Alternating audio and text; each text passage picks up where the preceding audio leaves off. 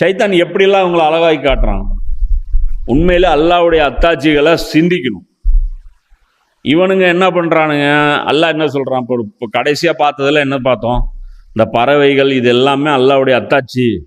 இந்த மிருகங்கள் அவங்களுடைய வாழ்வியல், அவங்களுடைய அந்த பழக்க வழக்கங்கள், அது எல்லாம் பார்க்கும்போது அது அத்தாட்சி. இப்போ ஃபைட்டர் ஃபிஷ்ஷு தனியாக அது ஒரு அத்தாட்சி, கோல்டு ஃபிஷ்ஷு அது ஒரு அத்தாட்சி, அந்த செல்ல அந்த நாய் அத்தாட்சி, பூனை ஒரு அத்தாட்சி. இவனுங்க என்ன பண்ணுறானுங்க, அத்தாட்சியை விட்டு ரொம்ப தூரமும் இல்லை, நாய் இவனுங்க வீட்டை எடுத்து வளர்த்துறானுங்க. பெட்ஸோட ரொம்ப வளர்க்குறானுங்க, பெட்ஸை ரொம்ப நேசிக்கிறானுங்க. ஆனால் பெட்ஸை வச்சுக்கிட்டு என்ன படிப்பினை அவனுங்க சிந்திக்கணுமோ அதை விட்டுறாங்க. புரியுதா? இது அந்த பெட்ஸ் அந்த வரம்புகளுக்குள்ள இருந்து செயல்படுது. அந்த வரம்புகளை யார் விதிச்சா? அல்லாஹ் விதிச்சான். இதுதான் ரூலு, இதுதான் அங்கே சிந்திக்க வேண்டிய படிப்பினை. ஆனால் அவனுங்க என்ன பண்ணுறானுங்க, டாமி ஜிம்மின்னு சொல்லிட்டு அதுக்கு போய் தண்டமாக செலவு பண்ணிட்டு அப்பா அம்மாவை எட்டி உழைச்சி விட்டுறானுங்க. அப்பா அம்மா எங்கடா இருக்காங்கன்னா அனாதை ஆசிரமத்தில்.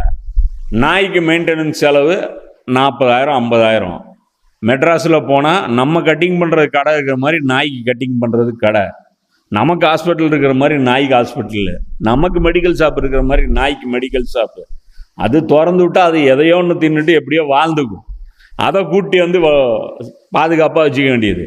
அம்மாவை நாய் மாதிரி திறந்து விட்டுற வேண்டியது. அவங்க எங்கேயாவது போய் எப்படியோ ஒன்று வாழ்ந்துக்கணுமா? எப்படிப்பட்ட சொசைட்டியில் இருக்கும். அதை பாரு, உள்டாவாக வேலை செய்யுது உங்களுக்கு. அத்தாச்சி கூடவே வச்சுக்கிறானு, ஆனால் அதை சரியாக சிந்திக்க மாட்டேங்கிறான்.